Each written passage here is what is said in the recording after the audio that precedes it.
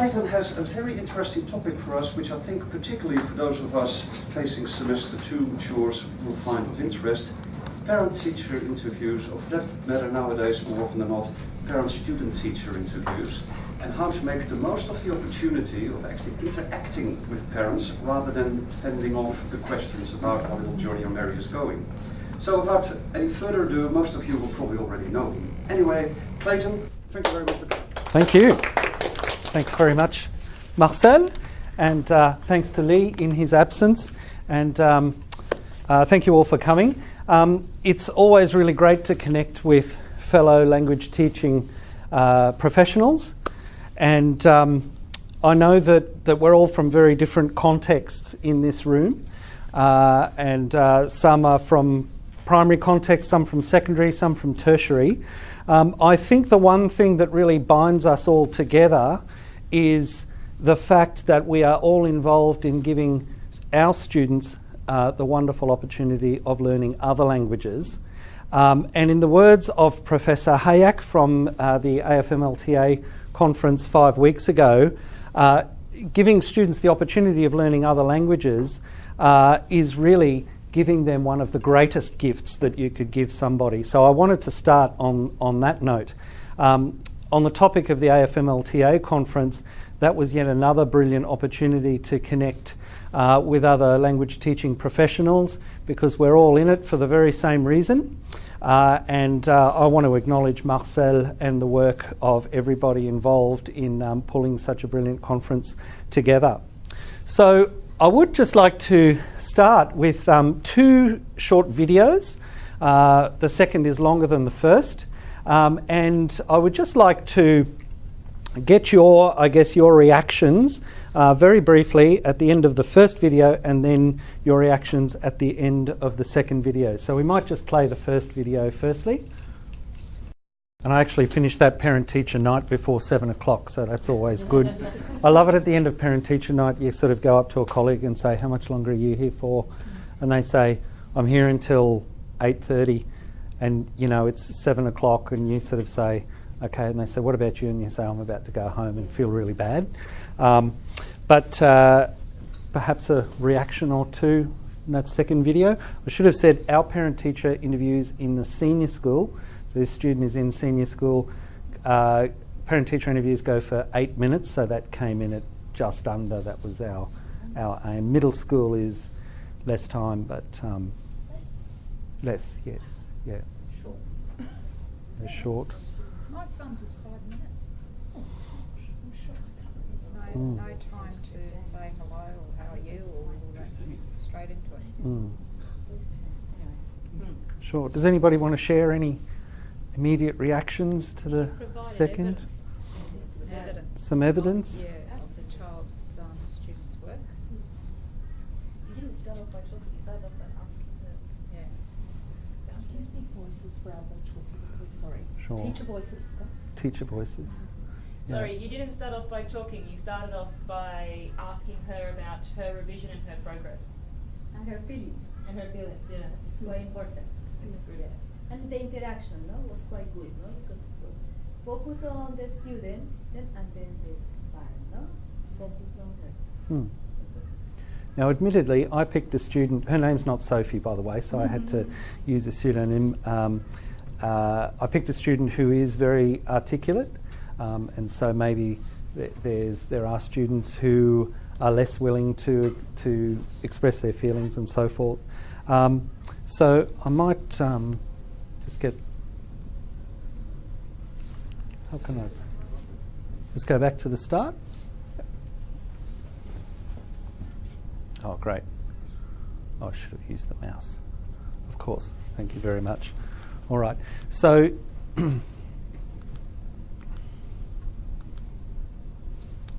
so the aim of this presentation obviously is not to discuss every type of parent-teacher interview, because it depends on things like the needs of the student, the age of the student, the particular situation of the parent-teacher interview, but really to stimulate our thinking about ways that we might be able to make or continue to make parent-teacher interviews beneficial and advantageous for the student particularly, but also for us as teachers and also for parents.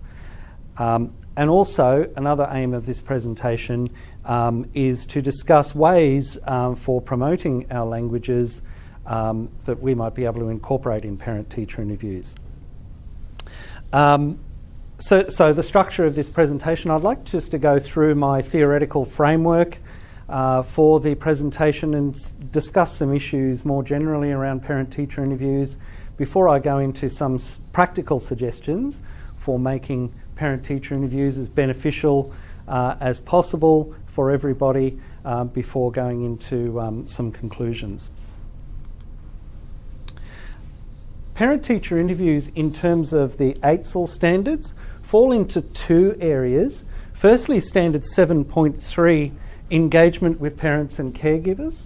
So we have our spectrum here from graduate level right up to lead level.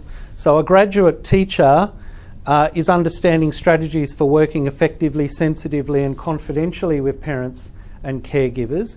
And then going along the spectrum, proficient is establishing and maintaining respectful collaborative relationships with parents and carers regarding their children's learning and well-being.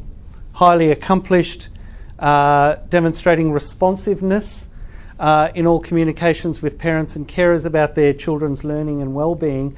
And then leading in terms of engagement with parents and caregivers, and in this situation, parent-teacher interviews, is identifying, initiating and building on opportunities that engage parents and carers in both the progress of their children's learning and in the educational priorities of the school. I think what everybody's doing here really fits into this lead section because we're actually dissecting issues around parent-teacher interviews. We're identifying and we're initiating these and building on opportunities. The second area is reporting on student achievement that parent-teacher interviews fit nicely into. And I won't read them all through like I did the last area, but firstly, with a graduate teacher, is demonstrating an understanding of a range of strategies for reporting to students and parents, caregivers, and the purpose of keeping accurate and reliable records of student achievement. Evidence was mentioned before, I think, by you. And then if we go right up the spectrum, we have a lead teacher is evaluating and revising reporting and accountability mechanisms in the school to meet the needs of students, parents, carers and schools, I think that should be. So typically in a departmental meeting, teachers actually taking the lead and talking about how we can make the most of parent-teacher interviews. Engagement with parents and caregivers, there's an emphasis on building, as Much and Collins says, meaningful, respectful partnerships between families and schools that focus on improving educational experiences and successes for the child. I should have mentioned no problem about if you wish to take a record of these slides, take photographs and so on, no problems at all. Perkins says when schools and teachers operate from this perspective, they focus on ways of connecting with parents to support what parents are doing at home and to lay the foundations for a collaboration in which the actions of parents and teachers complement each other. That's easier said than done, I think. Why are we talking about parent-teacher interviews? There's been quite a bit of research conducted in the area of parent-teacher interviews and perceptions taken from parents, particularly, and also teachers. And Perkins found that parents and teachers can sometimes work at cross purposes and that there's a dissatisfaction of parents, that parents come away from a parent-teacher interview not really fully understanding what's going on or not having their concerns addressed, and teachers often go in with an agenda that they would like to discuss and feel that hasn't been fully addressed, and so the two are working at cross purposes. That's a problem that's been identified in the literature. Mutual fear is another one coming from Cullingford and Morrison. I know, I'm not saying that this is mutual, but there was certainly fear on my part at my very first parent-teacher interview as a parent, when my son was in prep. An absolutely brilliant young teacher who did some amazing things with him. And the teacher hadn't been teaching very long, and I sat down at this parent-teacher interview. I'm trained in language teaching for older students, middle and senior students. I've taught primary before. I have actually taught in the early learning centre, the early childhood area, but I've got the greatest respect for all teachers, and in particular for early learning teachers. And I was way out of my depth, and I sat down and this teacher was talking about standards and the sorts of things they were doing, and I didn't really feel that I had any questions because it was all explained very, very clearly, and I had this fear. And for some reason, and just to tell you a personal thing, for some reason, and this may be just me, but I was actually hoping that that teacher was thinking that I was a good parent. I'd like to think I was a good parent, but it was really telling for me to sit down in the position of a parent and thinking, I hope this teacher knows that I'm giving my son support, that I'm reading to him at home and that sort of thing. And I was thinking that teacher might have been thinking, well, she knew that I was an experienced teacher and she might have felt, I hope this teacher's not judging my teaching. I wonder about that. I don't know. I can just tell you that there was fear on my part. Probably wouldn't call it fear, but maybe a little bit of anxiety going on. Also, I would argue that parent-teacher interviews are an area in need of further attention. We talk often amongst fellow language teaching professionals and other teaching professionals about pedagogy in the classroom, particularly, and there's a number of studies done within the classroom. I'm wondering whether parent-teacher interviews are getting the attention that they deserve, and particularly with graduate teachers, because I think that is just as complex as what is going on in the classroom. My theoretical framework for this presentation is growth mindset, and as you'll see, growth mindset in students is being discussed very widely, and I know that it'd be being discussed within your schools. What do we mean exactly by fixed versus growth mindset? A student with a growth mindset avoids challenges, gets defensive, gives up easily, sees effort as fruitless, ignores useful negative feedback, feels threatened by the success of others. A student with a growth mindset embraces challenges, persists after setbacks, sees effort as the path to mastery, learns from criticism, and finds lessons and inspiration in the success of others.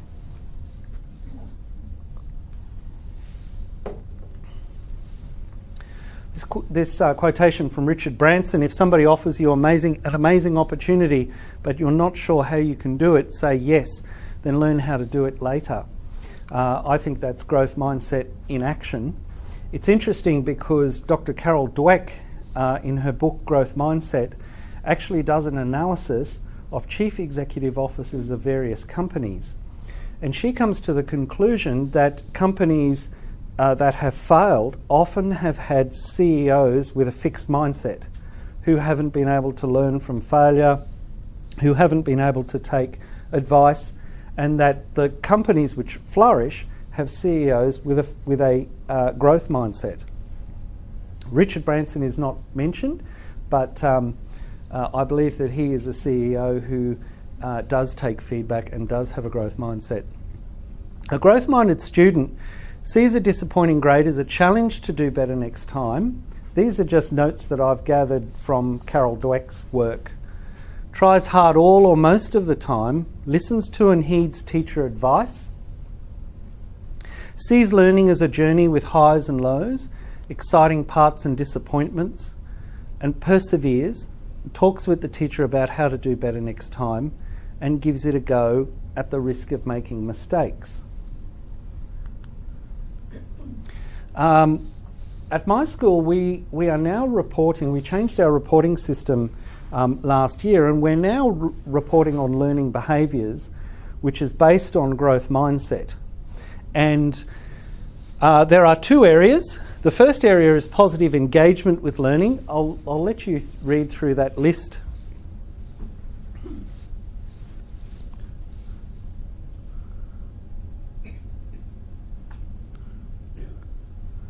It's interesting that all of these areas are well within the grasp of every student. Participating actively in learning activities, seeking to understand, approaching problems independently, taking intellectual risks, being enthusiastic and positive about their learning. It's not something that the school is saying, well, you've got to be born with particular qualities in order to do this. It's well within the grasp of every student. And the second area, effective self-regulation of learning.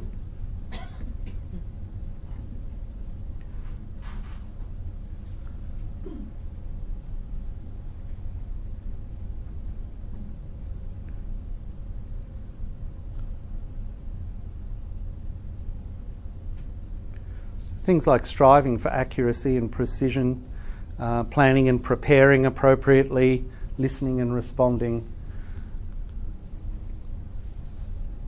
Now, I would argue that growth mindset has a big place in language teaching and learning. And I would argue that growth mindset plays a very, very significant role in language learning. There is a notion out there, I believe, and I know I'm probably preaching to the converted because you've heard it as well out there in the community, that, and this is like many areas of learning, you're either born a good language learner or you're not, and that there's nothing really that you can do about it. I heard somebody I was just chatting to one day who said, I'm not a language person. This is a person in their 40s who said, I'm just not a language person. I did French for 5 years and I didn't learn a thing. And so, I was glad the day I finished it. However, my daughter is a language person, and it was almost like, well, I wasn't born a language person, but she was, and so therefore she's going to go on and have success. I had my subject selection talk with my Year 9s 2 days ago to talk about subject selection for Year 10. And I made the point to them, I said, everybody sitting in this room, the whole cohort, is capable of learning several languages. We're just asking you to learn one more on top of the languages or language that you already use. And that a large part of it is due to efforts and the right strategies. And that's a lot of what we do in the classroom is working on those efforts and strategies, and we'll give you plenty of advice on that. And I can remember Dr. Michael Harrington at University of Queensland, when I was doing study there, he made the point that unless somebody has damage to that part of their brain that stores languages, they can learn a large number of languages, and that we should never underestimate the capacity of the brain to learn more languages. I think that fits in very nicely with the notion of a plurilinguistic and pluricultural Australian society. However, the notion of aptitude, Lightbone and Sparta, and I enjoyed listening to Nina Sparta, the AFL committee certainly aims extremely high when they get keynote speakers in. Enjoyed listening to her, but Lightbone and Sparta actually say that aptitude is a factor in language teaching and learning, along with other areas like motivation, like age. There is a critical period hypothesis, and so forth, and exposure and instruction and that sort of thing. So they say that aptitude does play a role in language teaching and learning, and it is true that some people are born with an ability to learn languages perhaps faster and to acquire a more authentic accent than other people. And that's why some people can live for many years in another country and still have the accent of their first language. So yes, that is a factor, but it is one factor. But I have actually said to my students that if you're willing to give it a go, to use the right strategies, to make the right efforts, then progress in the language is certainly within your reach. That we don't discriminate. We've become a lot more inclusive in language learning and teaching. And I believe that is a very strong area of language promotion if we're sending that message to students that you are most welcome in your class, and we believe that you can make progress in your chosen language. I often have parents who call me and say, is my daughter capable of doing Year 11 French? And provided that she has the foundations appropriate for that, of course, she is able, if you like. I don't like that word, but there's an excellent book called Babel No More by Michael Erard that I think is very inspiring to students. I've actually read examples of this to my students, The Search for the World's Most Extraordinary Language Learners, and he travelled far and wide and he found examples of people who spoke several languages and how they learnt them. And a lot of it, I would argue, are based on their efforts and strategies. Yes, a lot of people were able to learn languages really quickly, but they also worked very, very hard at it, and they were very motivated. I think that's a really big motivator for all of our students, that book, talking about growth mindset. Now, the teacher is always the adult in the room, with training in both content and pedagogy. And Professor Erica McWilliam talks about teachers as being pedagogical experts. And I believe that with the new syllabus looming in languages in 2019 and getting our Year 10s ready next year, that we have to, more than ever, be pedagogical experts in terms of how are we going to set our students up for success according to this new syllabus. And it's been argued in the literature, including Professor McWilliam, who talks about the pedagogical, the content is very important, it's important that we know our stuff, so to speak, but the pedagogical is extremely important. However, there's also a growing body of literature talking about teachers with a growth mindset, and that we've been talking for a while about the importance of students having a growth mindset, but what about teachers? Teachers with a growth mindset believe, and this comes from Principles Digests, no matter how much natural ability you may have, you can always find important ways to improve. Every teacher, no matter who they are, can significantly improve their teaching ability. The value of trying new teaching methods outweighs the risk of making a mistake, and that it's important to discuss problems in classroom teaching with others in order to learn from them. Growth mindset amongst teachers is now being seen as increasingly important by school principals. For example, I read a very interesting article written by Ros Curtis, who's the principal of St Margaret's Anglican Girls' School at Ascot on the north side, and she made the point that the growth mindset in teachers is now considered an important area of one's professional practice when they apply for positions of senior leadership. And so principals are now considering growth mindset in teachers to be vital if they are to be considered for senior leadership positions. In other words, these people come to the role with their experience and their readings in the professional literature, but also they have a growth mindset. The issue of having students in the interview, personally, I invite all of the students in the weeks leading up to parent-teacher interview And I put it to them in this way. I say, it's to have a really meaningful and interesting conversation with your parents. And because you're now in year 9, your input and your ideas are really valued, and that it would be made much better if you were there. And that's why I think it's really important to thank the student for coming at the end, because not all students like to go. They think, oh, I'm sitting there with the teacher and my parents. I'd rather be, sitting out in the hallway talking to my friends. But a lot actually come because I invite them, and I think that's... Does the school have a policy of, does it encourage, is it across the board that teachers encourage the students to come, or is that just you personally? Does the school recommend that students come? It's still obviously their choice. Yes, the school does recommend that students come. Obviously they don't make it compulsory, and I know many of my colleagues also invite the students along. Certainly if parents want to talk to us without their daughter listening, they can call us or they can write an email and so on, but in terms of the actual parent-teacher interview, great to have them there. So some examples of feedback that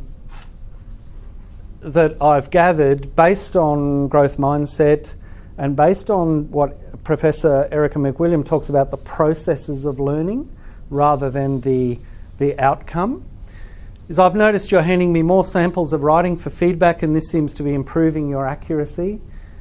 You're becoming a much more resilient learner. You're taking more and more risks in class. I see you're incorporating my feedback well into your work. I've noticed you're working effectively with other students in group work, helping them with vocabulary. And there's some further examples if you want to have a read of those.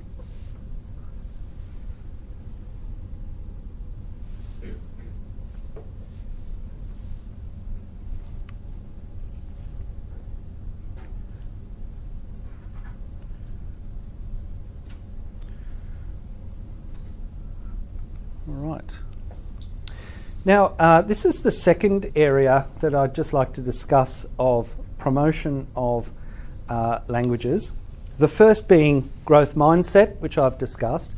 This second area, I think, can be incorporated a lot more in parent-teacher interviews, because often parents ask the question, why should my daughter do another language? And there's some absolutely brilliant promotional strategies out there in schools, ranging from the cognitive benefits to the benefits to one's higher order thinking skills, to the benefits in the workplace and so forth. Obviously there are other motivators. Students choose languages for all sorts of reasons. They choose them because there's a school trip coming up, or they choose it because they enjoy writing to students in the target country and so forth. There's all sorts of motivators going on. However, I would argue that thinking a little bit more outside the square in terms of one's future, and really sending the message to parents that learning another language can help your son or daughter in a career that they might end up following in any area, even if that career is in one of the more traditional ones back in Australia. And I think it's very easy for parents who've gone through school in another generation where really languages were seen as, an either or, and it's really, you only chose a language if you were going to be a translator or interpreter, and those careers are fantastic. A researcher, heaven forbid, a French teacher, and really, there were quite a few areas to follow if you learned a language, but they were a lot more limited than what I think we could be arguing. So it's very easy for students now to say, well, I'm going to drop my study of French because I want to study law. I want to be a barrister. Or I'm interested in being a doctor, I'm very good at the sciences, and therefore I don't need a language.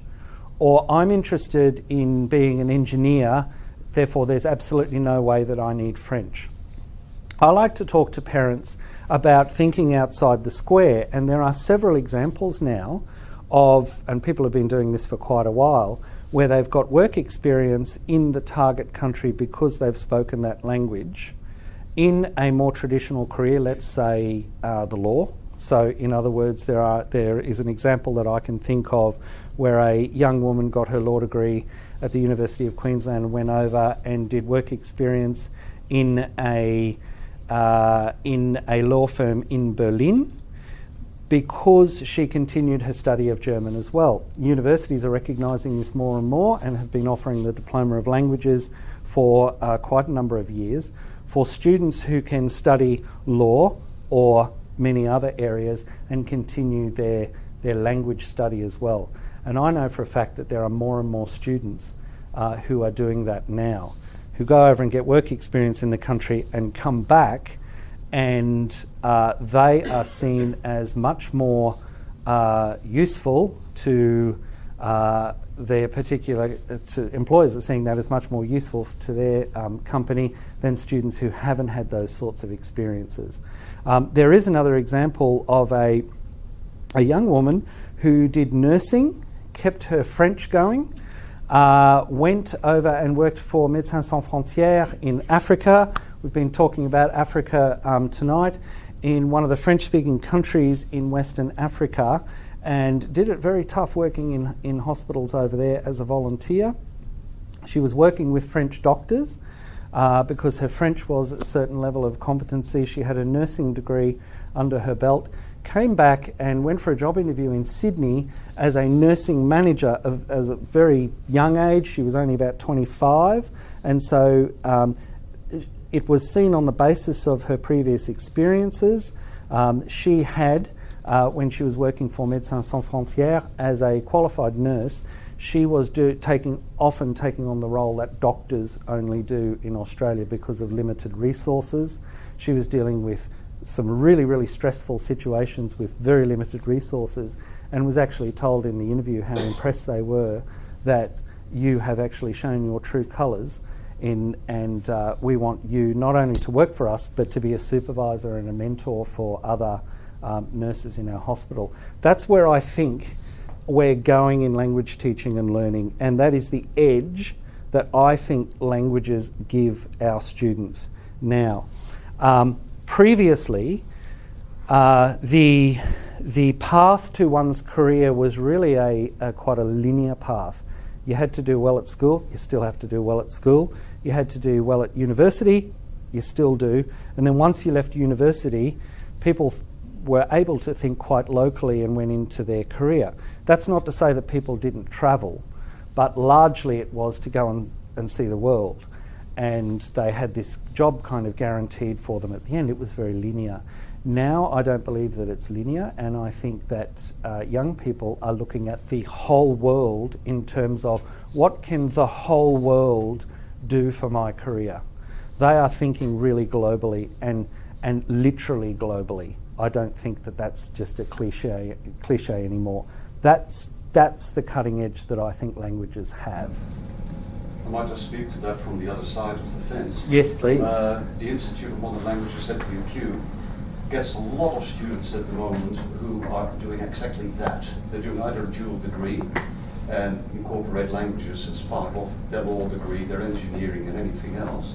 There's many of them who, through this UQ Abroad initiative, are seeking employment or a semester of study overseas, come to us normally stating that they regret so much having dropped languages in high school, and then try to quickly, basically reinstall some language skills before they go overseas, or come back from something like that and say that's such a lovely time, they want to continue with the language learning. But on the other hand, of course, there's also the elephant in the room that you have the students who come out of our classes in high school, wants to do languages in the senior school, but due to offerings, blockings, and likewise see that made impossible for them. That's actually a question I wanted to ask you. What do you do when you get those sort of parents who say, so-and-so would have loved to do stuff next year, but also wants to do this and therefore cannot? That is, I think, one of those ongoing obstacles. Yes, definitely. And I get it all the time. I give all of the information that I can, and I say to parents that I think it's very important that you make as an informed decision as possible. At the end of the day, the decision's theirs, but I can give them, and it is certainly my job to give parents and students as much information as possible. And we do have those constraints, unfortunately. Do I choose this subject or that subject? Often students are told it is what you enjoy and it is what you feel that you're making some success in. I think that's really good advice. But I think really at the end of the day, serious conversations need to be had with parents. And I also like to give examples. And I've got plenty of examples of former students of mine and of other language teachers who've done this, and I can give them these examples. I think that's I'm not sure how anybody else feels about that. I know in the past I've actually tried to get past alumni of the school to come and talk to our students before they make their language choices, and obviously we pick those who have done exactly what you said. They've forged a career in one area but used the language as an adjunct. And when the students hear it from someone who's actually been to their school, it seems to have a much greater impact than just telling the story secondhand. Absolutely. And I know we've had people from universities come and talk to our students, and that's been really motivating as well. Certainly is a big issue. So just moving on to some practical ideas, and knowing that not all of these ideas fit every particular situation, but just some general ones. In the parent-teacher interview, being positive, but not unrealistically so. We need to be realistic, and I think people take realistic comments on board a lot more. Always focusing on the needs of the student and coming back to that.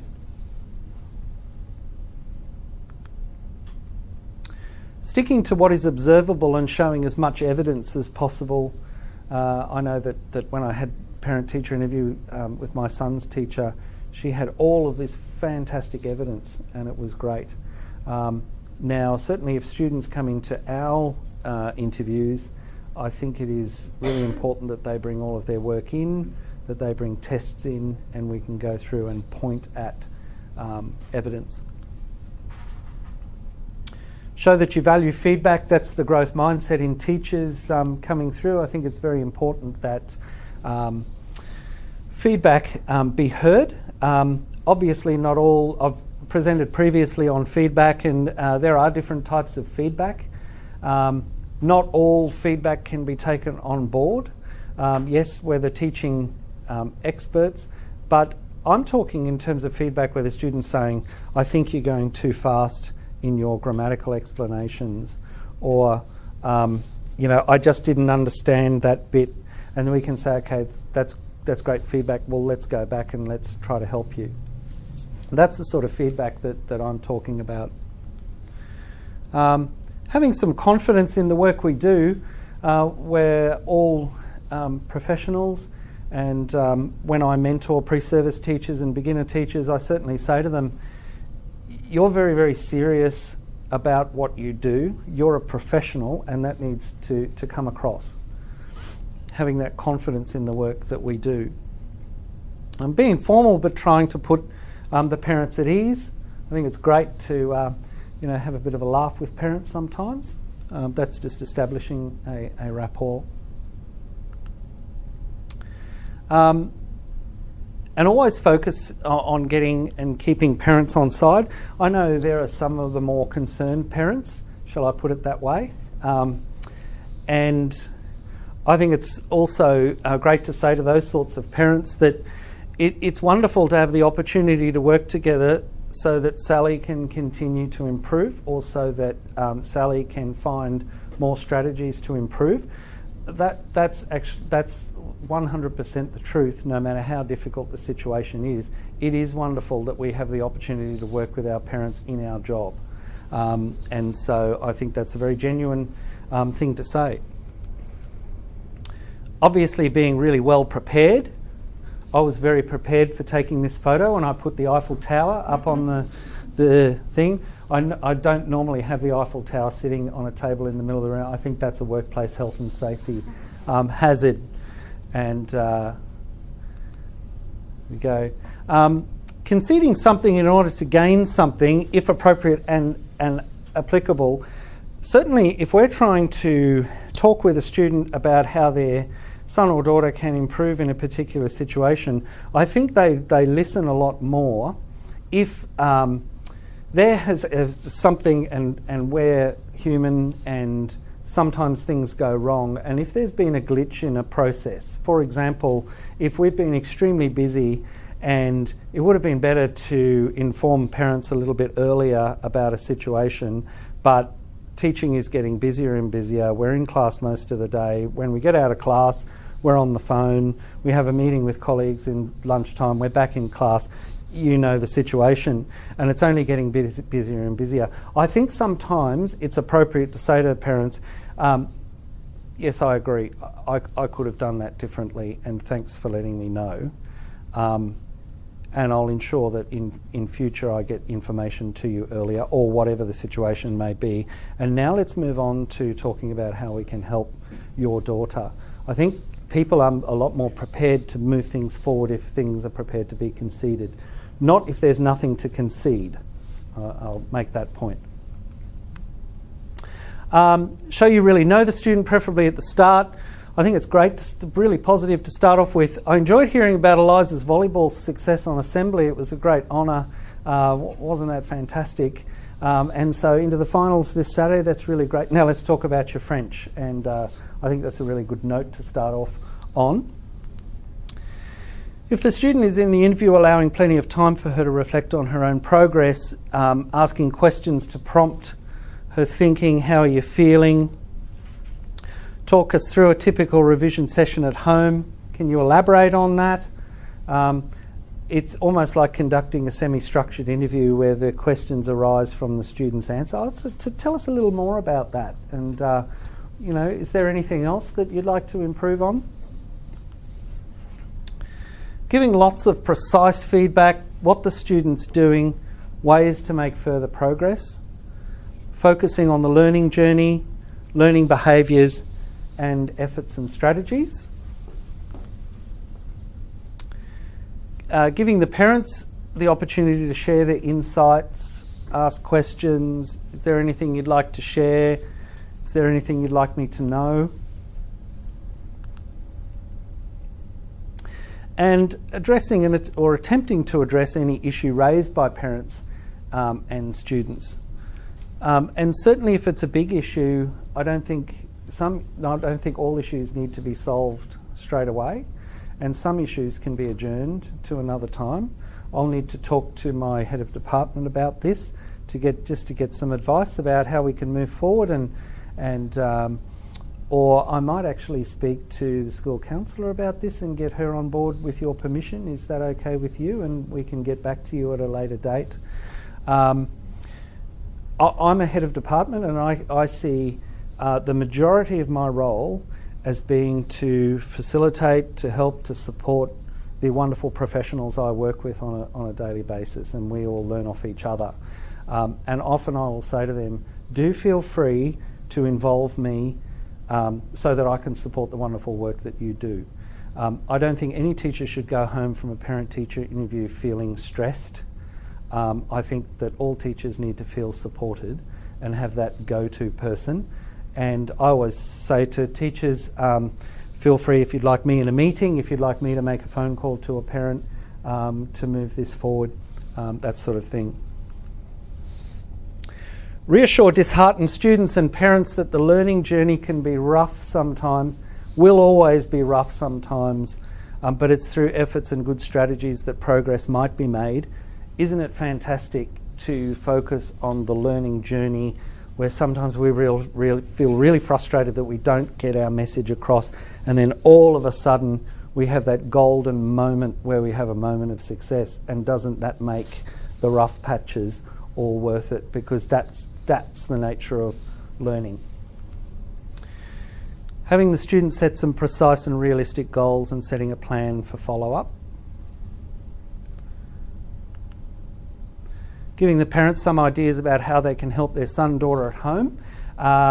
One of my year 8s is she's Quizlet mad, and she goes on and she creates her own vocabulary cards and her own vocab list, and then she shares it with her friends. And she and her brother got a little bit competitive one night at the dinner table, and he's also learning French at a boys' school, and they started competing, and then mum and dad got involved, and now it's become a family ritual.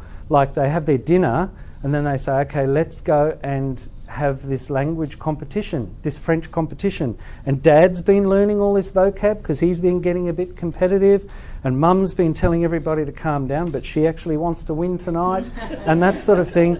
And the parents actually said to me in a parent-teacher interview, fantastic family bonding activity. Like, you hear all of this. I've been hearing on the radio the advertisements by Michael Carr-Gregg talking about the Family Peace Foundation, and he said find that time, that one-to-one time with your children, with your family, that happy time, because it's all about happiness in family. And I think that is a perfect example. Even though they're getting competitive, it's all very friendly. And the daughter's level of French has just gone through the roof. So it's great. It's a family thing. Don't hesitate to involve your HOD or line manager to support you if there are any issues. I've certainly, when I've had difficult points, I've gone to my superior and got advice and so forth. So a sample plan, if the student is present, again, this is not a plan that would work in every particular situation, because I had teachers say to me, what about a really difficult situation? You know, we might, obviously, but this is just a guide. Firstly, a greeting, saying something about the student's interests, success outside of your subject, asking the student for her reflections, providing detailed feedback, addressing any issues raised, asking parents for their input, addressing any issues raised by parents, giving parents some advice about how they can help their daughter, asking students to set some goals and arrange follow-up, and any further questions and comments. And thank you everyone for your time.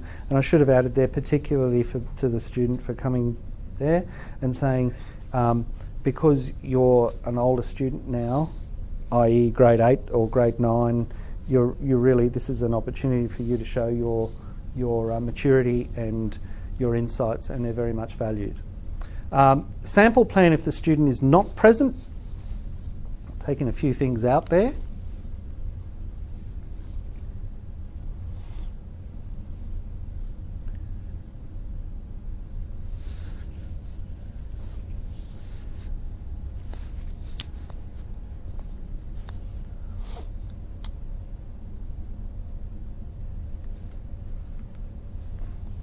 So just some concluding thoughts.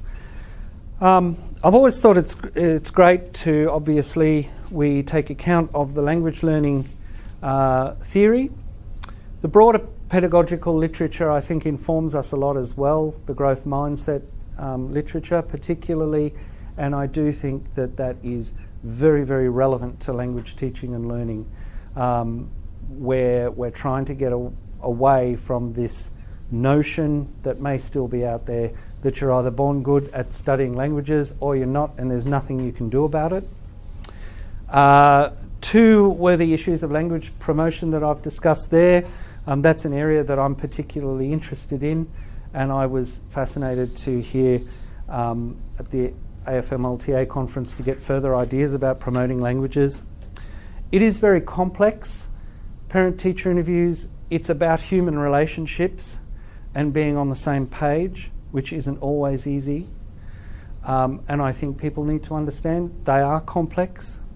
They are extremely important, and I know that often at the end of a long day we have our parent-teacher interviews at night, and I think I've got 15 parent-teacher interviews, got to get my head around all of them, but they are extremely important, and as mentioned, extremely important for languages promotion. And my final thought, getting back to my first comment of this presentation, that we are all involved in giving students the wonderful opportunity of learning other languages, that parent-teacher interviews are used as a tool for giving what Professor John Hayek said at the AFMLTA conference recently, one of the greatest gifts that we could give somebody. Thank you.